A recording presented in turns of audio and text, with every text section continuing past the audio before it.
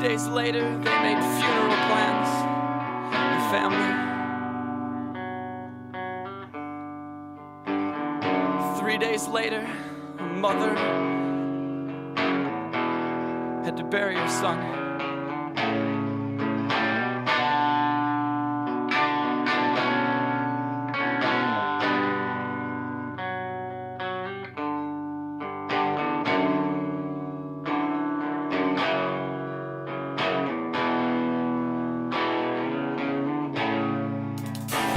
Not far away, the shooter holed up in a hotel near to the highway with a friend and the gun. That same gun.